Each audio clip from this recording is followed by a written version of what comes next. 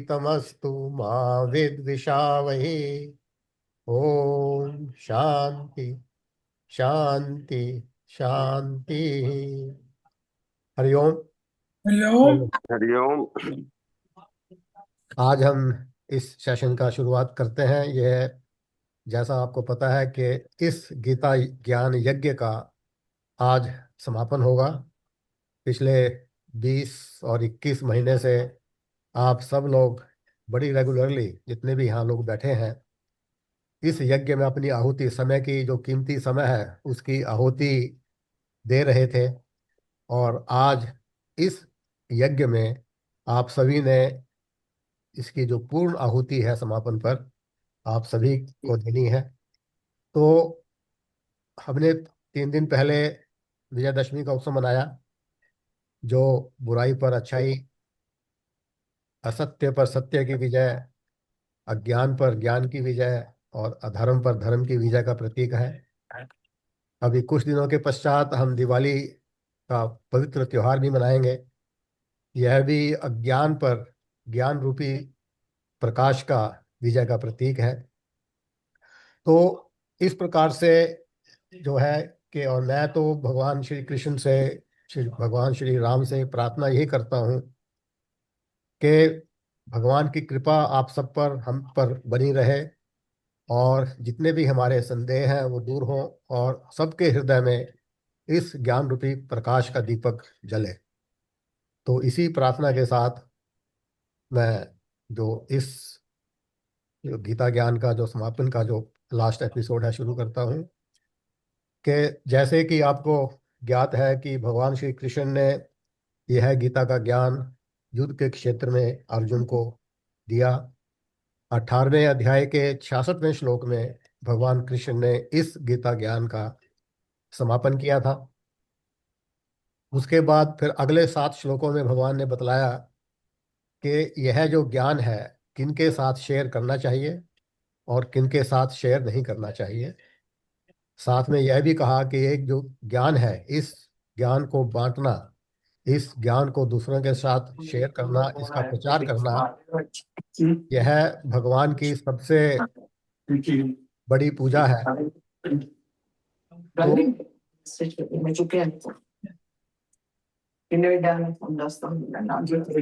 इसको जरा म्यूट कर लीजिए रमेश जी और विपिन संजीव जी जी और बोलोगे सबको म्यूट कर दे। संजीव कर दे। म्यूट करने का मुझे पता नहीं कैसे करते हैं सबको म्यूट।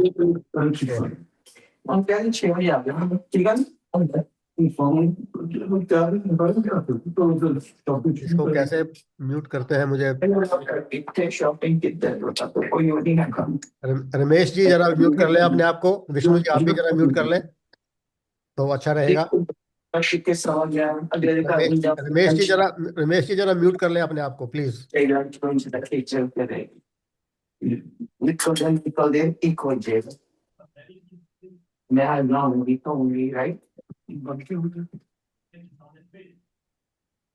क्या संजीव नहीं है?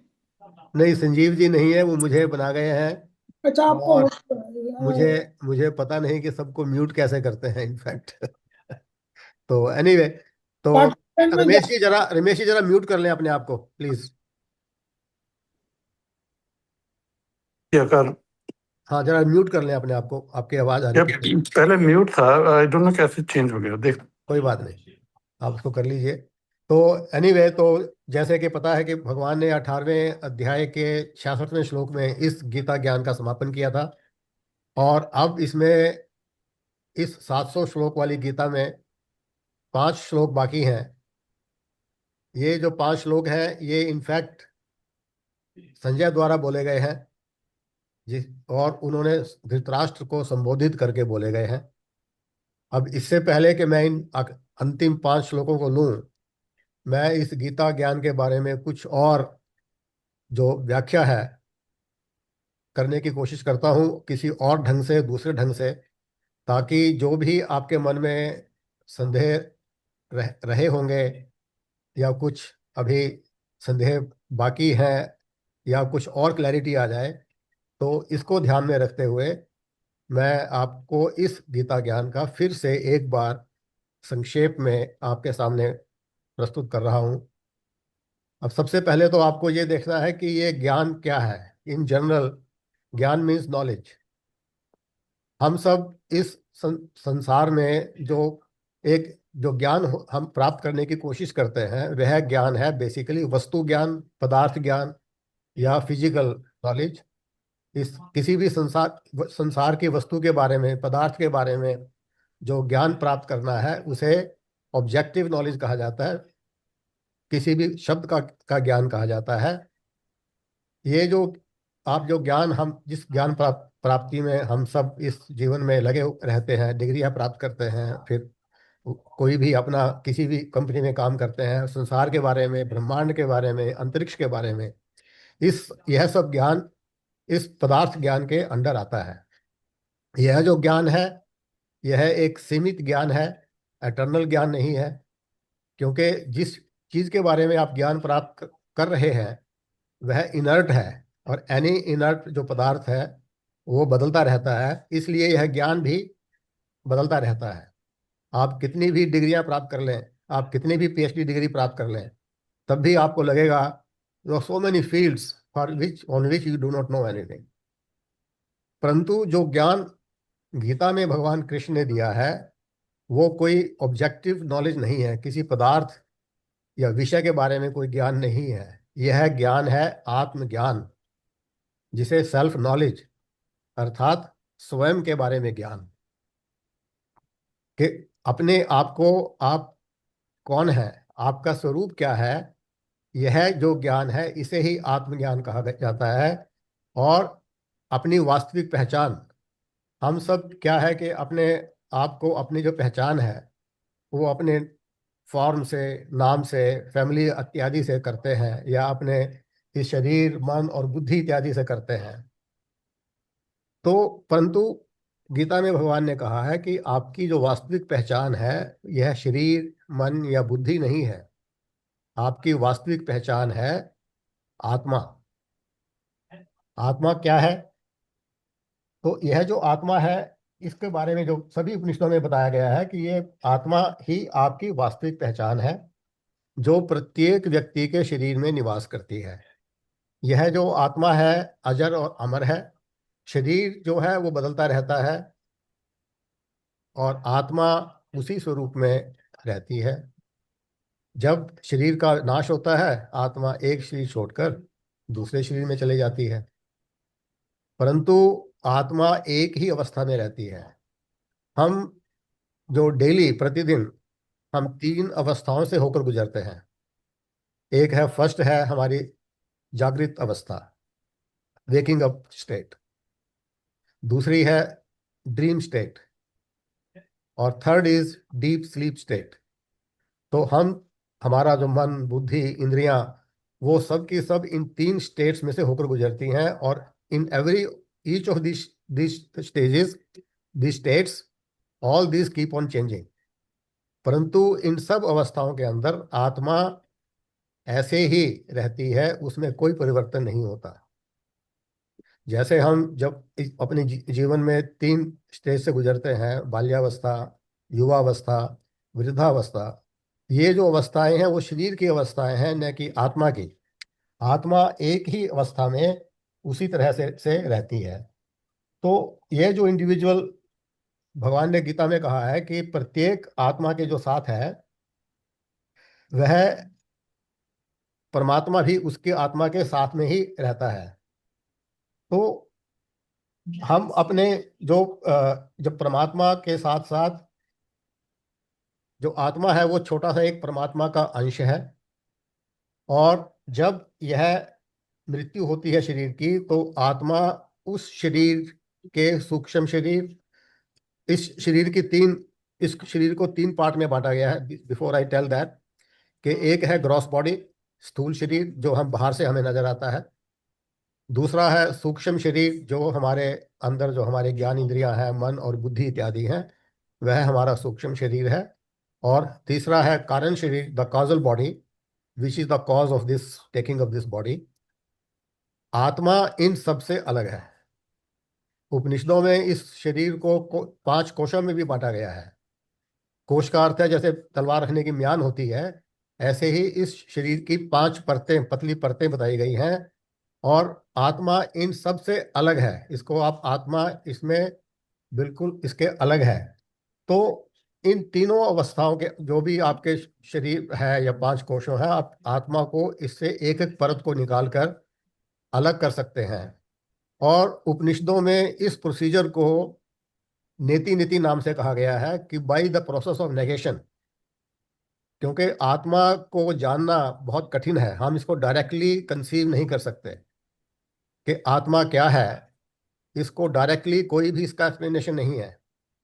इसको सिर्फ by the process of elimination, इस प्रोसेस से इस बाकी सभी जो आपके शरीर मन बुद्धि को नेगेट करके इस आत्मा को पहचान को समझाया गया है कि जब आप सभी परतें सभी चीज़ों को नेगेट कर देते हैं, उसके बाद एक सूक्ष्म तत्व जो बचता है वो आत्मा है।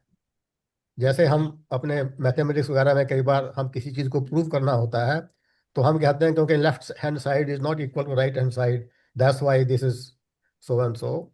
तो इसी तरह से पूरे उपनिषदों में पूरे में आत्मा को by negation, the process of negation, आपका वास्तविक स्वरूप आत्मा है, न कि शरीर मन या बुद्धि, इसको समझाया गया है बाय दैट प्रोसेस। साथ में अब जैसे कि कहा कि गीता में भी, और बार बार मैं रिपीट करता हूँ, आत्मा जो है वो परमात्मा का ही छोटा सा अंश है। और आत्मा के साथ साथ परमात्मा भी हर शरीर में विद्यमान रहता है। जब शरीर की मृत्यु होती है तो आत्मा उस शरीर के सूक्ष्म शरीर और कारण शरीर और ज्ञान इंद्रियों के जो भाव हैं उनको साथ लेकर दूसरे शरीर में चले जाते हैं। परमात्मा अपने सच्चित अनंत स्वरूप में वैसे ही उस आत्मा के साथ उस शरीर में मौजूद भी रहते हैं। तो इस प्रकार से जो परमात्मा है वो किसी भी शरीर की गतिविधियों में हस्तक्षेप नहीं करते। वे केवल एक मूक साक्षी की तरह सभी गतिविधियों को, सभी विचारों को उसका ब्यौरा रखते हैं। और इस प्रकार से जो जो आत्मा है बेसिकली, वो जब शरीर से, वैसे क्योंकि कहा कि आत्मा भी परमात्मा का अंश है, पर जब वो शरीर से जुड़ जाती है, जो शरीर के गुण या अवगुण है जो भी, वो सब आत्मा पर सुपर इम्पोज हो जाते हैं और आत्मा उसमें उलझ जाती है। तो उसको वो एक जीवात्मा उसको कहा जाता है। जब वो आत्मा किसी भी शरीर से जुड़ जाती है वो जीवात्मा बन जाती है। और इसीलिए जो सारी आत्माएं इस जगत में, इस पूरे ब्रह्मांड में आपको दिखाई देती हैं, वो सब अलग अलग आत्माएं हैं, परंतु सब की सब परमात्मा का ही अंश है। सबका वास्तविक स्वरूप एक जैसा है, आत्मा सब में सेम है। ये केवल सुपरइम्पोजिशन की वजह से वो अलग अलग आपको आएंगे। साथ में अब क्या होता है कि in during this process when we are living in this world, जो आत्मा है, जो अपने उसका इटर्नल फ्रेंड है परमात्मा, उसको भूल जाती है। और उसको भूलने की वजह से वो भौतिक दुनिया के संसार में, इस माया में उलझ जाती है। और उसमें जब उलझ जाती है तो उसके साथ उसका संबंध जब कायम हो जाता है तो वो उसी में संलग्न रहती है। और इसी वजह से यह जो आत्मा है, जो आप है, जीव है, वो जन्म और मृत्यु के चक्कर में बंधा रहता है। तो जब आत्मा उस शरीर को छोड़ती है, जैसे मैंने पहले कहा, सूक्ष्म शरीर और कारण शरीर को साथ लेकर नए शरीर में प्रवेश करती है। जब नए शरीर में भगवान ने ये कहा है कि जो हम प्रत्येक, जो द होल वर्ल्ड, प्रत्येक आत्मा भगवान की त्रिगुणी माया के नियंत्रण में है। और ये त्रिगुणी माया जो है, इसी से सारा संसार बना है, भौतिक वर्ल्ड बना है, और हम सभी के सभी इसी के नियंत्रण में रहते हैं। तो अब ये जो नियंत्रण है त्रिगुणी माया का, इसके नियंत्रण में हम रहते हैं। तो जब आप इस संसार के माया जाल से अगर बाहर निकलते हैं और आपको अगर ये ज्ञान हो जाता है कि मेरा वास्तविक स्वरूप यह आत्मा है, तब आपको, आप सभी सुख दुखों से मुक्त हो जाते हैं। हम सब इस संसार में क्या क्या करते हैं, हमेशा कर्म करते रहते हैं दुखों से छुटकारा पाने के लिए, और वो दुख आपके कभी छूटते नहीं हैं। आपने कर्म किया, कुछ आपको आपकी डिजायर हुई, आपकी अगर डिजायर्स मीट हो जाती हैं तो आप सुख का अनुभव करते हैं, पर कुछ समय के पश्चात वो सुख खत्म हो जाता है, आपको उस उन इच्छाओं के प्रति और लोभ पैदा हो जाता है। So that's how the circle keeps on going. तो इसके सिर्फ छूटने का उपाय एक ही है, वो है आत्मज्ञान की प्राप्ति, के मुझे आत्मज्ञान प्राप्त हो, मुझे अपनी आत्मा का के बारे में ये अनुभव हो जाए कि मैं तो असीम हूँ, मैं अनलिमिटेड हूँ, मैं मोस्ट पावरफुल हूँ, मैं भगवान का स्वरूप हूँ। तो इसी को आत्मज्ञान कहा जाता है। और जब यह आत्मज्ञान हो जाता है, आपको मोक्ष प्राप्त हो जाता है। अब ये मोक्ष की डेफिनेशन क्या है मोक्ष? हम कहते हैं आत्मज्ञान तो आपने प्राप्त कर लिया, तो फिर क्या, मुझे क्या मिला? तो आत्मज्ञान प्राप्त करने पर आपको मोक्ष की प्राप्ति होती है। तो मोक्ष का एक जो अर्थ है, कॉमन मीनिंग है, वो है लिबरेशन, मुक्ति। मुक्ति किससे? दुखों से। क्योंकि हम सभी इस संसार में, इस अपनी जीवन यात्रा में इसी प्रयत्न में लगे रहते हैं कि हमें कभी कोई दुख ना हो, हमारी सारी डिजायर्स, हमारे सारे जो है हमें मिलते रहें, और इसी के कारण जो है ये हम इसमें फंसे रहते हैं। तो दुखों से मुक्ति का ही एक मोक्ष है, वो वास्तविक मोक्ष।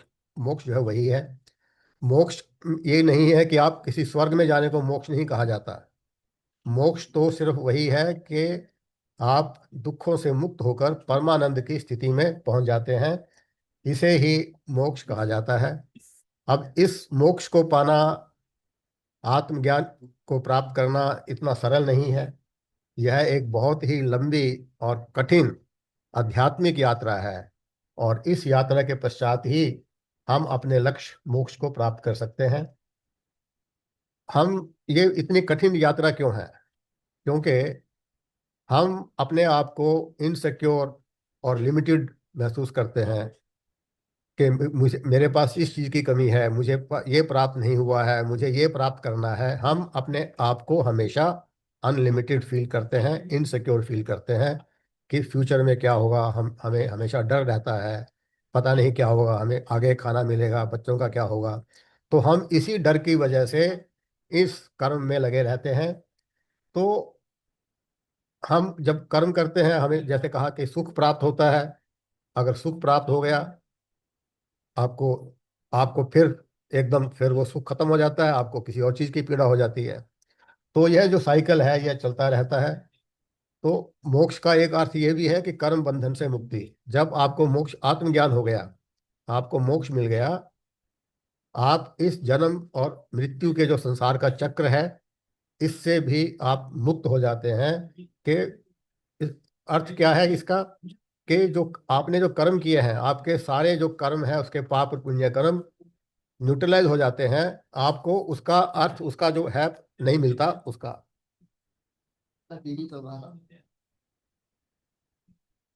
तो इस प्रकार से ये जो है आपका जो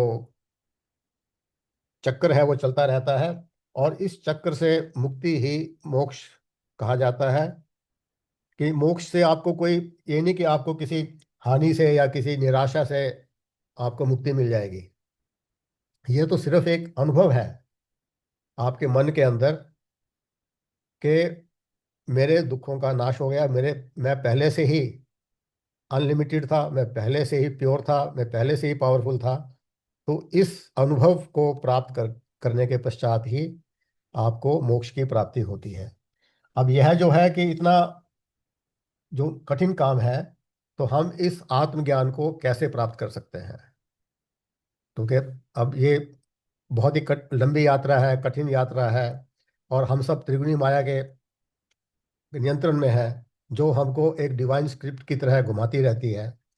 तो इस प्रकार से यह जो है, हम इस माया जंजाल से मुक्ति कैसे पा सकते हैं? और यह जैसे कि कहा कि मुक्ति पॉसिबल है सिर्फ आत्मज्ञान द्वारा ही। यह आत्मज्ञान प्राप्त करने से ही मोक्ष की प्राप्ति हो सकती है। बिन ज्ञान यह प्राप्ति नहीं हो सकती। तो इस प्रकार से अब भगवान ने गीता में कई अध्यायों में कई श्लोकों में इसको समझाया है कि यह ज्ञान प्राप्त कैसे किया जा सकता है, किस प्रकार से किया जा सकता है। मैं इससे पहले थोड़ा सा ये लूँ, इसको जो है एक उपनिषद के अंदर इस शरीर को एक की तुलना एक रथ से की गई है, और उसके उदाहरण से इसे बड़ी बड़ी अच्छी तरह से समझाया गया है। वो क्या है कि जो आत्मा है आपकी, जो शरीर का स्वामी है, वो रथ पर बैठा है। ठीक है। जैसे अर्जुन रथ पर बैठा था और उसका सारथी थे भगवान कृष्ण, इसी प्रकार से जो आपका शरीर रूपी रथ है, इसका जो स्वामी है वो आत्मा है जो आपके भीतर है, वो इस रथ में सवार है और अपने लक्ष्य कि परम धाम को पहुंचना है, अपने जो सोर्स, आत्मा का जो सोर्स परमात्मा है उसमें मिलना है, वो इस यात्रा में उस रथ पर, इस शरीर पर के रूपी रथ पर बैठकर अपनी यात्रा के लिए अग्रसर है। जो कर्म और ज्ञान है वो इस रथ के दो पहिए हैं, और भक्ति जो है, भगवान की भक्ति इस रथ की धुरी है, एक्सल है। लोगों की सेवा एक सड़क की तरह है जिस पर इस रथ को चलना है, और जो व्यक्ति के गुण है वो एक माइलस्टोन मील के पत्थर की तरह है जो सड़क पर जगह जगह पर लगे हुए हैं। जो शास्त्र हैं हमारे, जैसे भगवत गीता इत्यादि है, वो इस रास्ते में एक रोशनी के स्तंभ हैं जो हमें रास्ते में दिखाने के लिए प्रकाश फैलाते हैं और हमारे अंधेरे को मिटाते हैं। जो हमारी 5 ज्ञान इंद्रियां हैं, नाक, कान, आँख, जिह्वा और त्वचा, इस रथ के घोड़े हैं। जो रथ भगवान, जो अर्जुन का जो रथ था उसमें 5 घोड़े थे, वो 5 घोड़े हमारी 5 ज्ञान इंद्रियों का प्रतीक हैं। और उस और इनके जो जो हमारे इंद्रियों के जो विषय है, 5 ज्ञान इंद्रियों के, शब्द, स्पर्श, रूप, रस और गंध, ये सड़क के दोनों ओर जो पेड़ पौधे हैं उसको रिप्रेजेंट करते हैं। हमारे जो राग और द्वेष हैं, अटैचमेंट एंड हेट्रेड है, वो सड़क पर कई रुकावटें हैं जो हमारी इच्छाएं और वासनाएं उस सड़क पर डाकू की तरह छिपे हुए बैठे हैं, जो हमें इसमें रुकावटें पैदा करते हैं। हमारा जो परिवार है, बंधु है या मित्र हैं, वो हमारे सहयात्री हैं जो हमें जगह जगह पर, स्टेशन पर एक दूसरे से हम मिलते हैं। परंतु हमारा जो मन और बुद्धि है वो इस रथ का सारथी है। इसको आप कंपेयर करिए कि अर्जुन के रथ के सारथी थे भगवान कृष्ण। मन और बुद्धि हमारा एक बहुत ही पावरफुल है जो इस शरीर रूपी हमारे जो रथ है, इसको इसके चालक हैं। हमारा जो शरीर है वो मन और बुद्धि के द्वारा ही चलता है, इसलिए जो मन और बुद्धि है इस रथ के सारथी हैं। अगर हमारा मन और बुद्धि स्ट्रांग नहीं है, पावरफुल नहीं है, ये एकाग्रचित नहीं है, तो हमारे जो मन की जो डिजायर्स हैं, जो भी हमारी वर्ल्डली प्लेजर्स के प्रति डिजायर्स हैं, वो हम पर हावी हो जाते हैं और इस रथ, शरीर रूपी रथ को जो है भटका देते हैं और इस संसार में घुमाते रहते हैं। तो इसके लिए यही है कि हमारे अपने इस सारथी को, मन और बुद्धि को इतना पावरफुल करना है, इतना एकाग्रचित करना है भगवान से। अगर आप ये जुड़ जाता है तब वो रथ को सही दिशा में ले जाकर अपने लक्ष्य तक जल्दी से जल्दी पहुंचा सकता है। जैसे भगवान कृष्ण ने अर्जुन को उस रथ पर बैठाकर सभी कौरवों को मारने के पश्चात उसको रथ से उतारा था। तो यह जो एक बहुत ही जरूरी यही है कि आपने अपने मन और बुद्धि को स्ट्रांग करना है, एकाग्रचित करना है, तभी आप इस अपने शरीर, इस शरीर रूपी जो रथ है, इससे आप अपने लक्ष्य परम धाम तक या मोक्ष तक पहुंच सकते हैं।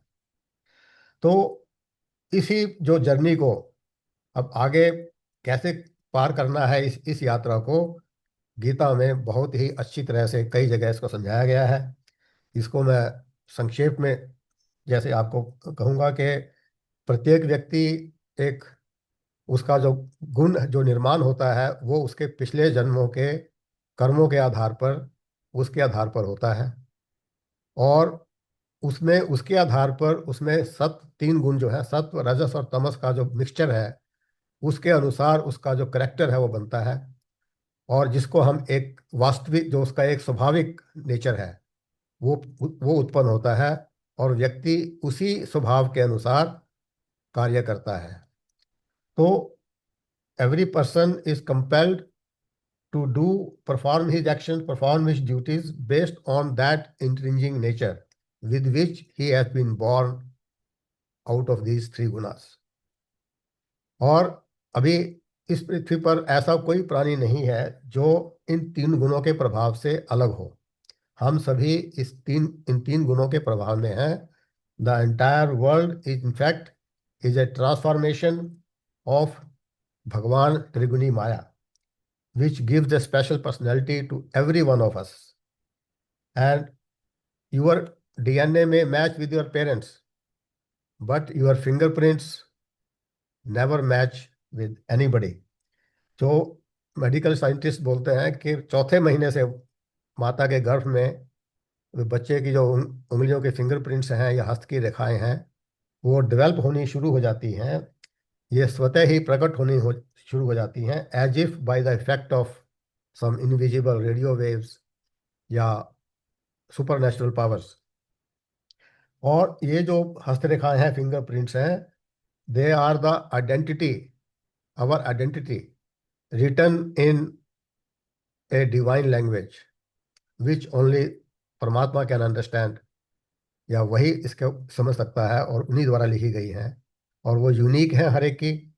कभी भी दो, आपको तो पता ही है कि कोई भी फिंगरप्रिंट्स एक दूसरे का नहीं मिलता है आपस में, और हम उसी के अनुसार एक डिवाइन स्क्रिप्ट के अनुसार अपना कार्य करते रहते हैं। तो यह संदेह उत्पन्न होना लाजिम है कि अगर हम सब भगवान के माया के नियंत्रण में हैं, हम एक डिवाइन स्क्रिप्ट के अनुसार कर्म करते रहते हैं, तो फिर हम कैसे इस यात्रा को, अपना लक्ष्य जो मोक्ष का है, वो कैसे पार कर सकते हैं। तो इसके लिए भगवान ने ये भी कहा है कि दो every human being is born with intrinsic nature, at the same time only the human beings have been given intellect, buddhi, and a faculty of choice. You have been given a freedom of choice. You can decide whether to work or not, which way to work, which way not to work. So that freedom of choice has been given to the human being. तो इसलिए कहते हैं कि हमने अपने जीवन को इस सुखों में ना डालकर अपने आप को ऐसे ढालना है, अपनी जीवन यात्रा ऐसे तय करनी है कि हमें में सात्विक गुणों की प्राथमिकता बन जाए। क्योंकि सत्व गुण से क्या है कि हमें धार्मिक प्रवृत्ति में, धार्मिक कार्यों में, धर्म पूर्वक जीवन जीने में प्रेरित करता है। जो रजस गुण है वो संसार के भोगों में व्यस्त रहने की प्रेरणा देता है, और जो तमस गुण है वो हमें मोह की वृत्ति उत्पन्न करता है। तो जीवन की यात्रा में भगवान कहते हैं कि आपको कोशिश करनी है कि अपने जीवन में सात्विक गुणों की प्राथमिकता रखी जाए, ताकि आप जो भी कर्म करें वो एक अच्छे धार्मिक कर्म, धर्म के अनुसार करें, क्योंकि आपके पास फ्रीडम ऑफ चॉइस दिया गया है। तो इसीलिए यह जो है कि गीता का ज्ञान, अब इसमें गीता के ज्ञान में और भी कई बातें बतलाई गई हैं, और उस हमने जीवन को किस प्रकार से जीना है, उसके लिए भगवान ने कहा कि हमारे जो है ये काम, क्रोध और लोभ, ये तीन महान शत्रु हैं। इन तीनों पर विजय प्राप्त करना बहुत ही आवश्यक है। इन तीनों पर हम विजय कैसे प्राप्त कर सकते हैं?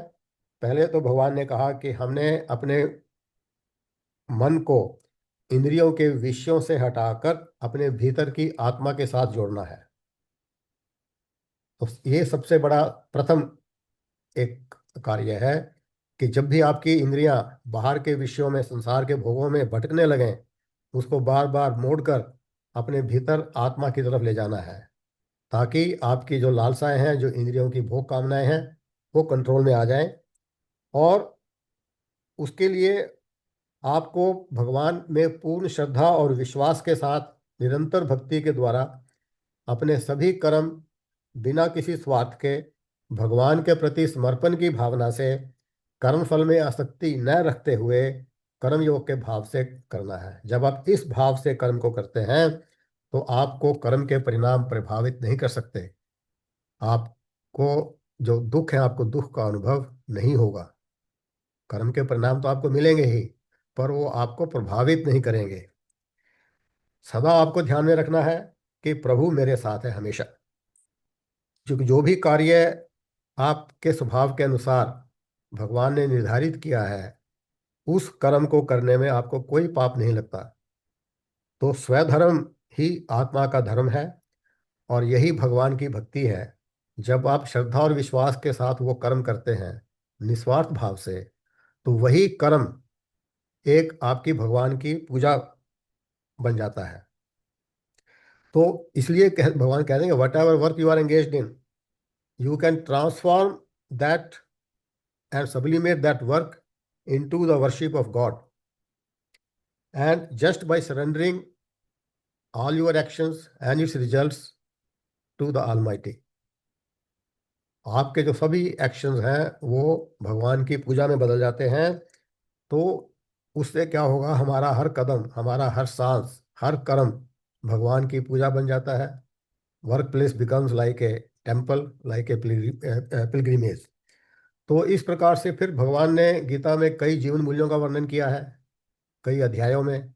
उसके अनुसार जब आप अपने जीवन को व्यतीत करते हैं तो आपके मन जो दूषित हो जाता है काम वासनाओं से, उसको शुद्ध करने में सहायता मिलती है।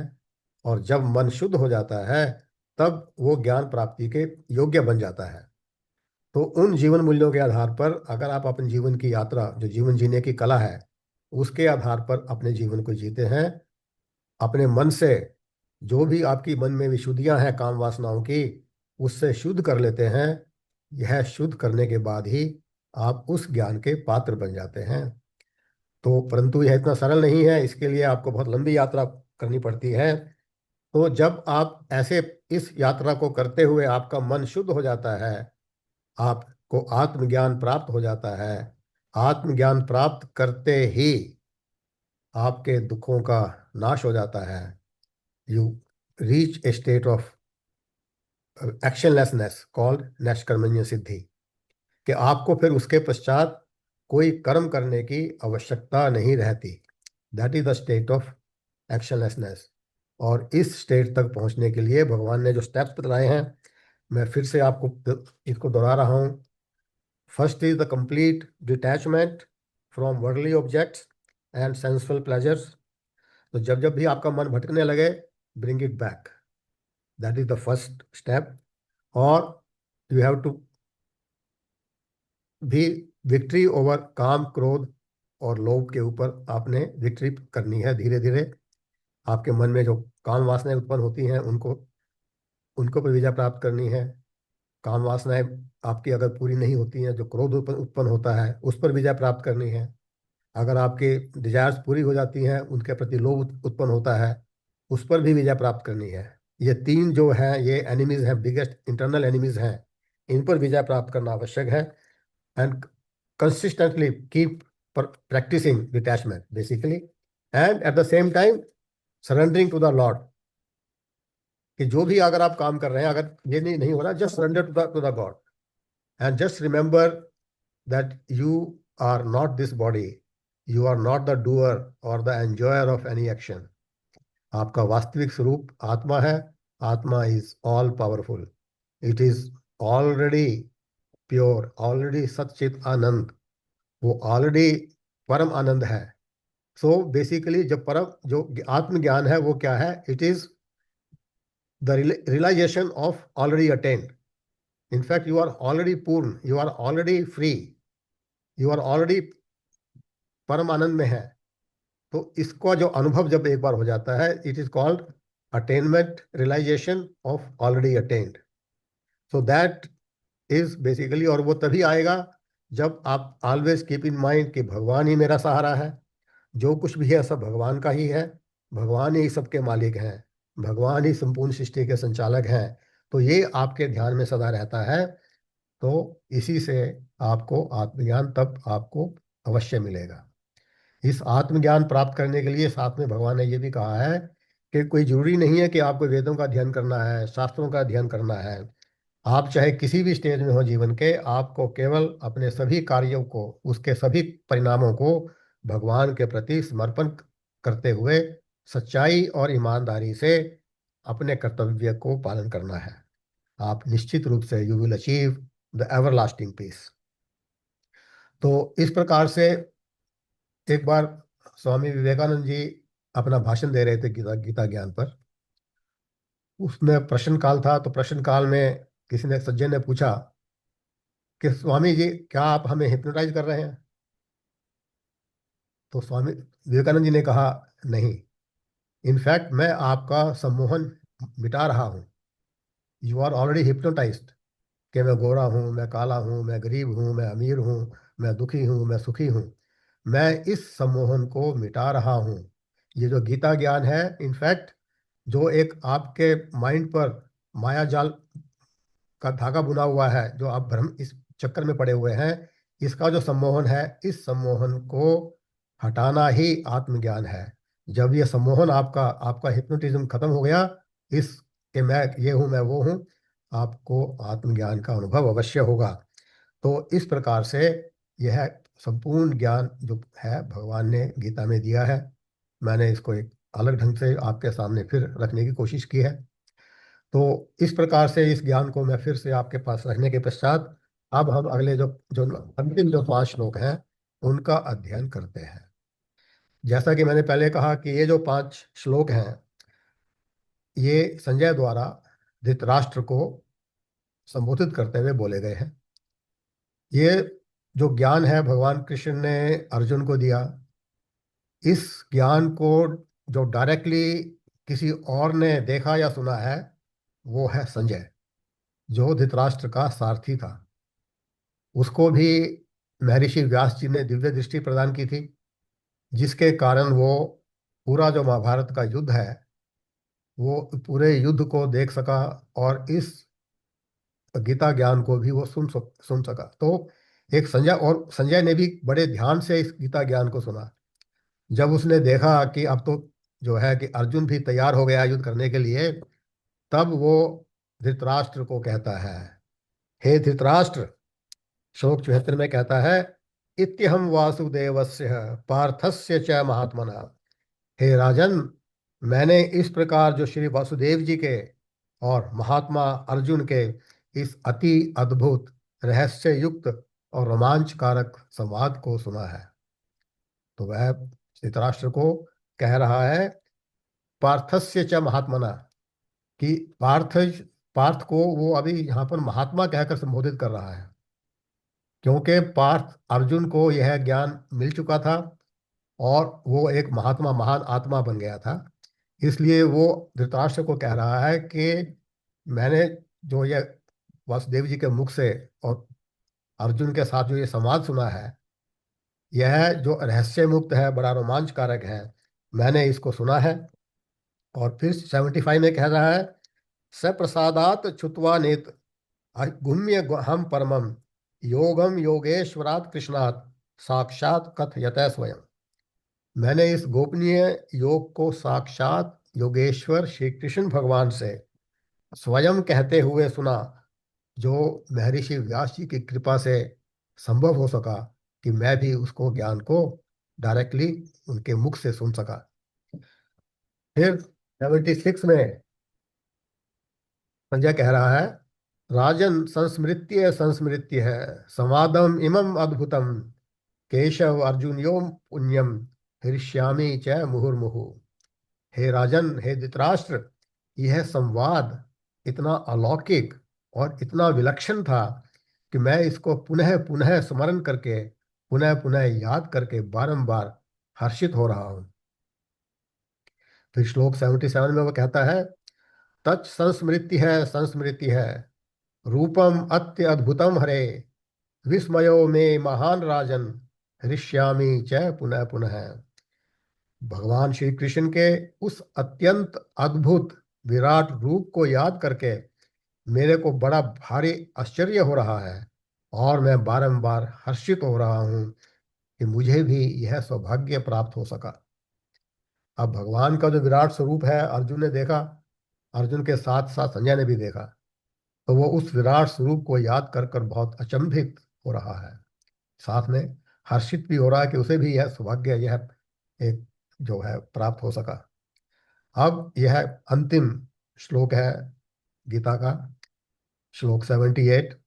यह अंतिम श्लोक भी अपने आप में इनफैक्ट गीता ज्ञान का पूरा सार है इस श्लोक में।